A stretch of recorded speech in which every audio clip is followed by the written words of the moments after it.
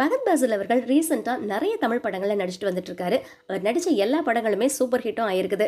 இவருக்கு இப்போ ஏடிஹெச்டி அப்படின்ற ஒரு பாதிப்பு ஏற்பட்டிருக்குதான். ஸோ இதனால நஸ்ரியா ரொம்பவுமே சிரமத்தில் இருக்காங்க அப்படின்ற மாதிரி சில விஷயங்கள் வந்திருக்குது வெளியில. இதை பற்றி தான் நாம இன்னைக்கு இந்த வீடியோவில் பார்க்க போகிறோம். வாங்க வீடியோக்குள்ளே போய் பார்க்கலாம். சூர்யா ஜோதிகா, விஜய் சங்கீதா, பிரசன்னா ஸ்னேகான்னு இந்த மாதிரி எல்லாருக்கும் பிடிச்ச ஜோடியாக இருக்கிறவங்க தான் நஸ்ரியா அண்ட் பகத் பாசில். நஸ்ரியா எப்போதுமே சோஷியல் மீடியாவில் ஆக்டிவாக இருப்பாங்க. ஆனால் இப்போ கொஞ்ச நாளாக அவங்க சோஷியல் மீடியா பக்கம் தலை காட்டாமல் இருக்கிறாங்க. ராஜா ராணி, நையாண்டி, திருமணம் என்னும் நிக்கா, நேரம், வாயை மூடி பேசவும் இந்த மாதிரி நிறைய படங்கள் நடிச்சு அது மூலமாக பிரபலமானவங்க தான் நஸ்ரியா. மலையாளத்தில் முன்னாடி நடிகராக இருந்த பகத் பாசில நஸ்ரியா காதலிச்சு திருமணம் பண்ணிக்கிட்டாங்க. கியூட்டான ஜோடின்னு எல்லாராலையும் ரொம்பவுமே பாராட்டப்பட்டவங்க தான் இவங்க.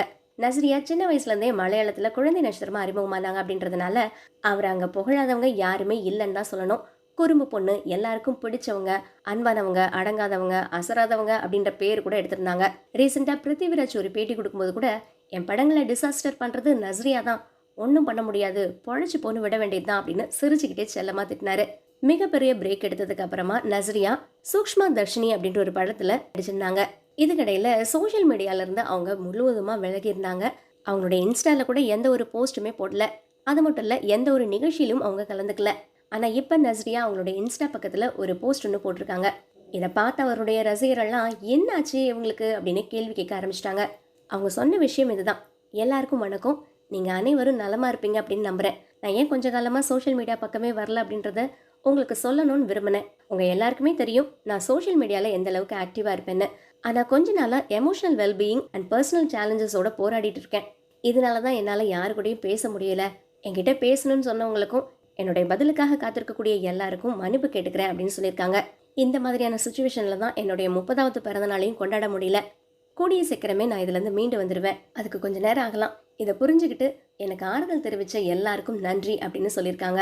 இதை பார்த்து அவங்களுடைய ரசிகர்கள்லாம் கண்ணீர் விட்டு அழாத குறையா அவங்களுக்கு ஆறுதல் சொல்லிட்டு வந்துட்டு இருக்காங்க. போன வருஷம் ஆவேசம் படத்தினுடைய வெற்றி விழாவில் பகத் பாசில் பேசியிருக்கிறாரு. அப்போ எனக்கு ஏடிஹெச்டி அப்படின்ற ஒரு பாதிப்பு இருக்கிறது அப்படின்னு சொல்லியிருக்காங்க. இது மூளையுடைய கட்டுப்பாடு தொடர்புடைய பிரச்சனையாங்க. பொதுவாக இந்த பிரச்சனை பிறந்ததுலேருந்தே இருக்குமா. ஏடி அப்படின்றது கவனக்குறைவு அப்படின்னு சொல்கிறாங்க. ஹெச்டி அப்படின்றது ஹைப்பர் ஆக்டிவிட்டி டிசார்டர் அப்படின்றாங்க. 41 வயசுலேயே ஏடிஹெச்டி பாதிப்பு இருக்குது அப்படின்றத சொல்கிறாங்க. இதை குணப்படுத்த முடியுமா அப்படின்னு கேட்டிருக்கிறாங்க.